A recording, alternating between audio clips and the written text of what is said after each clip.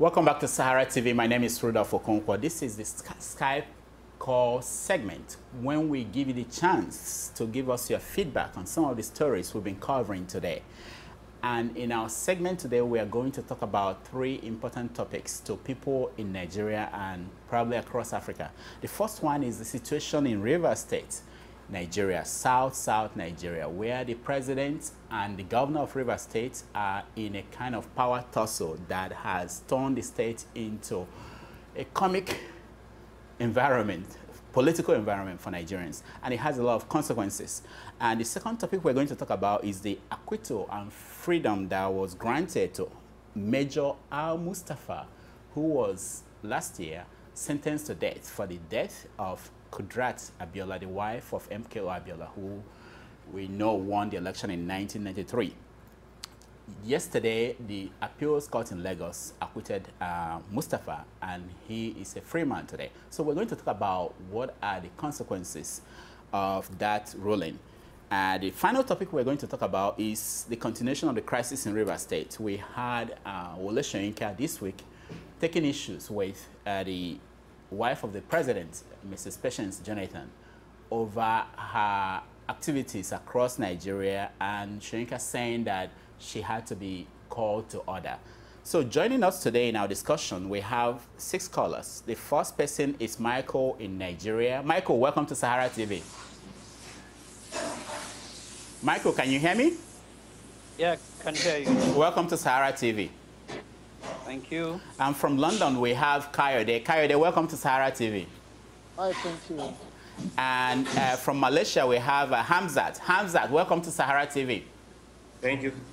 And in Canada, we have Odebode. Odebode, welcome to Sahara TV. Thank you very much. And from Spain, we have Luxon Plus. Welcome to Sahara TV. Thank you very much. All right, let me start with you, Michael. Michael, where are you in Nigeria? I am in Yola, Adamawa State. Yola in Adamawa State. All right. So you are not anywhere near River State? No, I'm not anywhere near River So State. how is the story playing in Adamawa State? You mean the river story? Yes, yes. Well, as you would expect, everybody is shocked by the incident, and when I discuss this with most of my friends, what the fear that most of them express is the kind of people that we find in politics today. Where you see someone using a mace to want to break somebody's head. If you watch that video, it calls for concern. And everybody is expressing that here, right here in Adamawa State, and I think all over Nigeria, if you've seen the video. And if you ask me, it's a call for young people and responsible people to wake up and begin to also contribute their quotas in politics. Now, Michael, let me ask you before I go to other people. You are in what is called the Boko Haram axis, and do people there say, "Oh, look at River State, look at what's going on there"? It's not only in our territory that we have political issues. Of course, people are saying it. People are saying it all over. So the problem is not just in the north; it's all over the country. All right. So, let me go to London. Kayode. Hi, Rudolph. So you are in London, where the parliamentary system is in place, where people from opposition parties, they take issues with the people on the other side, but it doesn't get to this point. How did you read this story, and what is your take on what happened in Rivers State? Rudolph, what I actually find quite shocking is that Nigerians are shocked at what happened in Rivers State. We're used to violence as a means of settling our cause because of failure in the system. Nigeria, in Alu, Rivers State, people were burnt to death for stealing a laptop. Just some few days ago, people were burnt in southern Nigeria. There's no outcry. So the legislators breaking each other is just a reflection of our society. So what is actually shocking is not the fact that it happened. What is shocking is that Nigerians are shocked at what is normally day-to-day activity of our national life. That is how we settle our scores. So I didn't find it shocking. what I find shocking is that Nigerians are reacting as if it's a new thing. That's the way we settle things. And if we operate that way, then we must accept the fact that we live in a lawless country, and that's our way of life. Simple. Now, Hamzat, you are in Malaysia. I know that Nigerians in Malaysia are dealing with the image of Nigeria there and the way the people in Malaysia are treating Nigerians. This picture of what happened in River State, is that helpful to you guys over there in Malaysia? Thank you very much. Not only in Malaysia, you know, it disgrace to our great nation, Nigeria, that such a thing is happening. Left to me, I'm not surprised or I'm not shocked with what happened. This is what I envisage. This is what they actually planned to happen. It is pre-planned based on my own assertion. It is not a new thing in the Nigerian system. We can take back from when Olubimete was the Speaker of House of Assembly, House of Representatives, so to say. A life was lost, if I could remember vividly, that time. So if a head has to be broken because they have to fight for their own personal interest, not at the interest of the nation, to my belief, it is something we are used to. So fighting in the House of Assembly, I watched one of the channels news where one of the pro-Amici lawmakers said it is one of those things that is it is bound to happen at the lower chamber.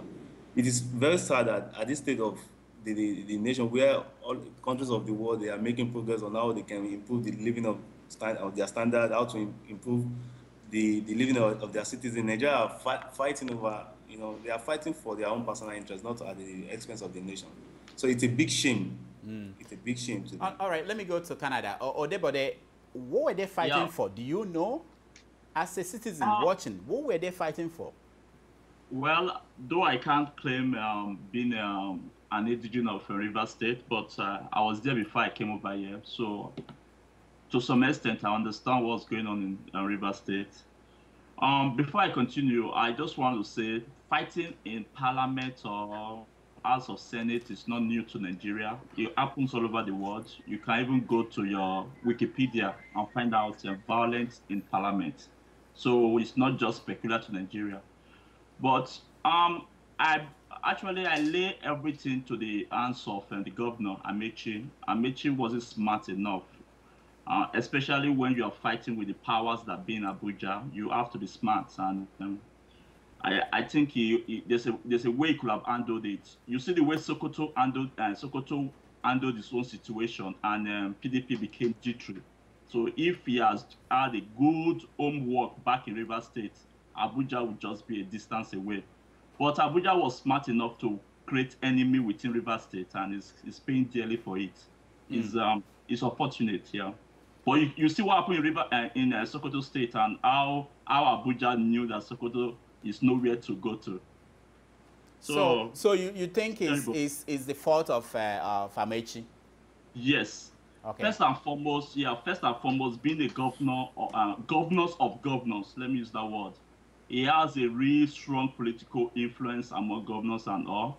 And Abuja became G3 about that, and almost becoming an opposition to some decision in revenue sharing, sovereign wealth funds, and so many other things. So he could have been smart.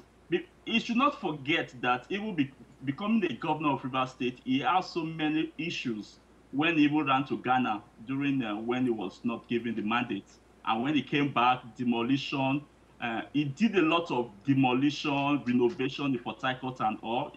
He did a lot of good things, but at the same time, he stepped into toes. So he should have played smart. Atiku tried to do the same thing, and Atiku today, I don't know if he's still suffering from it, but he could have played smart. There's no way you can fight the president of Nigeria. Nigeria law is not so strong. So a lot of things can happen, and yet, Al-Mustafa is out today. Who is going to bring him back? So those are some things. The law in the country is not so strong, so you have to be careful when you are fighting with people that are up there. You have to be intelligent. So I still blame Amechi in everything. Okay, look, some plus. You're in Spain, and I want to find out from you. Do you think that the president had some blame on what is going on in River State? Is he involved, or do you think that, like Dr. Kupe said, that he had nothing to do with what was going on there? I think the man you just mentioned now is out of the cover. I can take the question. All right, all right. Go ahead. Yeah, based on what everybody just said now, that we have to blame Amechi for what has happened. Okay. To me, Amechi is just a man who exercises his own executive power. Now, come to the fact that it is not today we have heard in the news that the River State is under siege. For a very long time, the day Amechi codedly or silently declared himself perhaps for vice president's ambition, that was the day he started the situation. But having said that, it has been the subject of the matter where President Goodluck Jonathan, take all matters in Nigeria as if it doesn't concern him until it broke out to be a problem. When you cannot manage a simple matter, it's aggravated to a bigger problem. The same man who knew quite well that Commissioner of Police in River State, Mr. Umbu, what name does he answer to? This is a man who is in charge of everything. This is a man who has to take the blame of everything. Because if the security of a state fails, then every other thing is assumed to be failed. Now, come to the fact that the presidency is saying Amechi is too small for the president to fight. See, how do you ascertain a leader? Divorce Asorok from Jonathan, and what you see is an ordinary man. Jonathan has nothing apart from the fact that he's using the power he has at the moment. If he is to be relieved from that office, he is no man. So blaming Amechi for this kind of situation, if I were to be him, of course I will have to use whatever I have, because they have used everything they have to make sure they bring this man down. And everything they have been doing, they keep giving this guy a stretching out. So I would not want us to blame Amechi for anything. If a lawmaker personally did something wrong, which we saw, like Honorable Lloyd or what does it, what he did was wrong, let us blame him. Blame it on him, not on Amechi. Amechi is the governor and he has to protect the citizens of the state. And having said that again, it is so glaring now that there are 5 lawmakers against Amechi, 27 against 5. Amechi has to protect the 25 lawmakers when it is so glaring that the security of the state has failed and they have withdrawn all their security agencies. So, to me, it's a battle. The battle line has been drawn. Let them fight it and let us see. It is. I'm very happy now that the presidency has turned himself to be the campaign chairman for Amechi, because the more they fight him, the more the people of Nigeria loves him. We will continue to love him. Let them continue to fight him. All right. Let me go back to Michael. Michael, who is in Nigeria. Now, Michael, so yeah. The presidency is saying that they had nothing to do with what is going on there. But we know that Patience Jonathan was there and spent 11 days in River State. And people believe that was when she laid the background for what is happening now. Do you think it's a fair assessment about what is going on in River State? Well, to some extent, you can say that, because I think since she left there, the crisis actually escalates. Mm-hmm. To the level that escalated to the level that it is today. So somehow I've actually had a lengthy discussion with a friend of mine that's from the States, and incidentally, his uncle was the former speaker Harry, I don't know, Harry Tonye also, so he keeps updating me with what's going on there, because the uncle is also a member of the House, even though he's no longer the speaker, so, he told me that when Patience went to River State was practically shut down. In fact, they couldn't even allow the governor to pass a particular route because the wife of the president was there. So it goes down to tell you the kind of society that we have, the kind of government and people that we have leading us in the country today. I can't imagine that a wife of a president who does not even have any constitutional power, who doesn't even, just the mere fact that she's the first lady, will exercise so much influence and control over a state, treating the governor of executive governor that was elected by the people with such disdain and irrelevance. So it's a sad thing, and I believe that the people of River State, they have the voice, they have the right to actually stand up and speak up against this.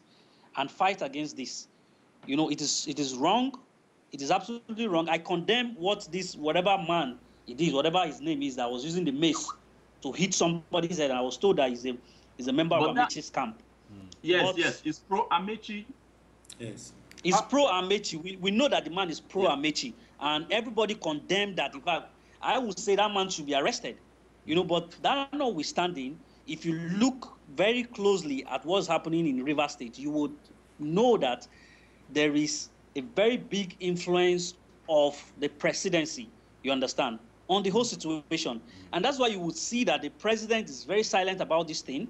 You know, you will see that even the commissioner of police, you know, cannot be called to order because all of them, they're all answerable to the president. You know, it's a sad situation, and I believe that, you know, we should begin to speak up against this thing.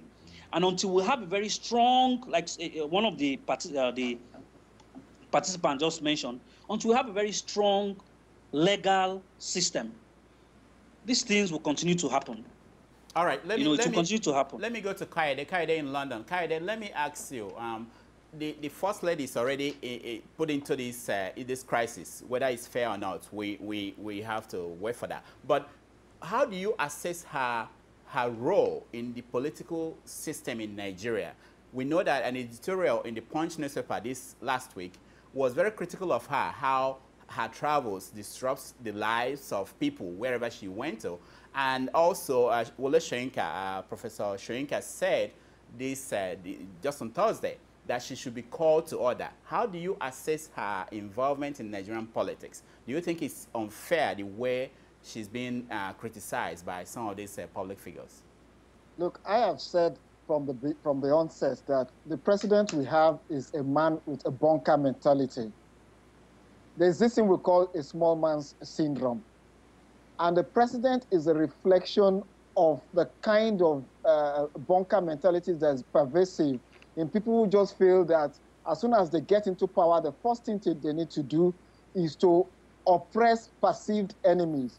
Now, I have actually said that President Jonathan is not different from any other first lady in Africa that arrogate to themselves the power to become the teen god. They feel they share the presidency with their husband. And it's because we have not acted as a nation to rain down on first ladies arrogating to themselves the power to do and undo. And it's not just President Jonathan, wife of governors, wife of local government chairmen, even wives of house boys to the chairman of a local government, you know. So President Jonathan is just doing whatever. Ture Yaradua held the country to ransom, you know, for several months, you know, became the de facto president. And in the case of Madam Dame Faka Jonathan, this is a woman that feels that the Nigerian presidency is like some village title that should be held and dispensed like a king. And until the National Assembly takes a strong position on the activities of first ladies who are not recognized by the constitution of our country, until we clamp down on these activities, we stop voting taxpayers' money to fund the activities, this kind of recklessness will continue. Let me give you an example.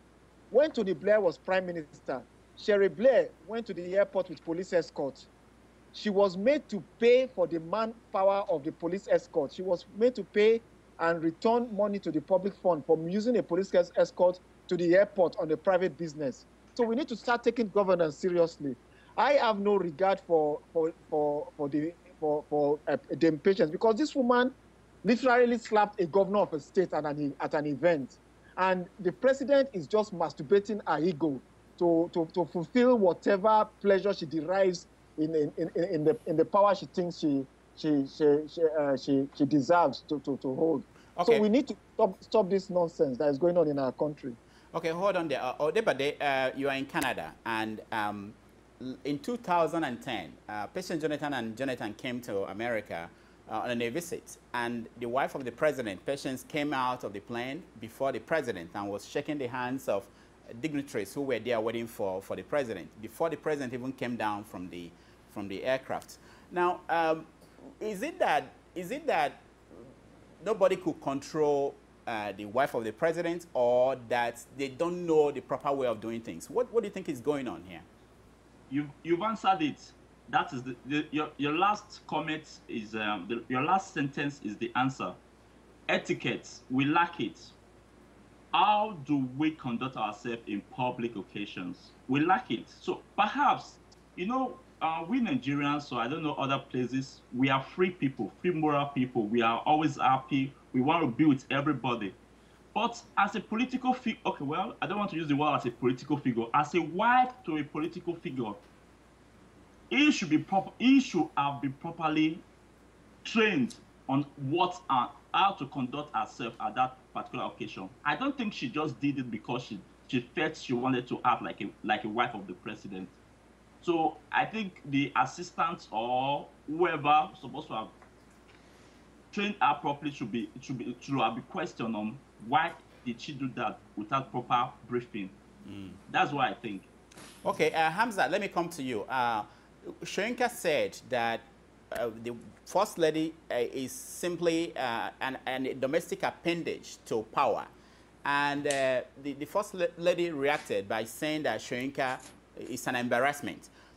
Let me ask you, when you look at this kind of discussion, what does that say about where we are heading to as we approach 2015? First and foremost, thank you very much. What I would first say is there's an adage that says, behind every successful man, there must be a woman. And if a man has to fail also, there will be also a woman behind him. So what patient has been doing so far is not a surprise to me, because it will have been lovely if it's a woman who has at least some idea of what she has to say. This is a woman who we all know that she has the idea that she has is very similar one to the one of the primary school holder. So, you know, the reflection of good luck is the kind of person that goes around with him. Now, Shoyinka said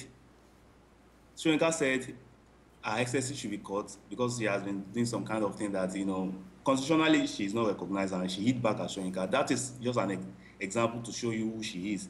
Now, I will not buy the idea that President Jonathan is not aware of what has been happening so far in Nigeria, at least for the past few days now. And you have not had the president to at least say something about the state of the nation. That is to show you that whatever this woman, patient, is doing is exactly what the interest of the president. So if we, as a Nigerian, think this woman is doing something, she is not doing anything. Only that Jonathan doesn't want to be held accountable for everything she has been doing. Jonathan is using her to hit back at the opponent, because the president we have today is a man who, at least, he knows how to keep himself away from, you know, such a calamity. He tried to, you know, use people to cover for his shame. So, patient Jonathan, if he has somebody who he thinks is a personal advice, should advise himself that if Jonathan should be relieved from the power, he has no place to hide in Nigeria, and, you know, people will ridicule her more than what she can take. All right, let me inform our viewers that we are going to round this up in 2 minutes, but we are going to take another segment of Skype calls with different callers who will join us in this discussion. So before I let you guys go, Michael, let me ask you, so all these things going on as we approach 2015, how were people in Adamawa, where you are, how did they take the news that our Mustafa has been freed? Well, quite naturally, you would expect, you know, Adamawa is northern part of the country. And of course, if you know Nigeria very well, we tend to have this sense of, you know, ethnic, you know, sentiment and all of that. So a lot of people down here are quite happy that eventually he's been free. You know, few people I've talked with, I don't know the basis by which that's entirely legal or something. But down here in Adamawa, Yola, everybody here is happy that finally he has been freed. All right, Michael, I was told that we have to stop this segment here. I want to thank you for coming on Sahara TV. Michael in Nigeria, Kayode in London, Hamzat in Malaysia, Odebode in Canada, and we will continue our second segment, and we'll discuss our Mustafa when we come back. Thank you, guys. I think Kabiru Sokoto is next to be freed. All right, thank you so much. All right.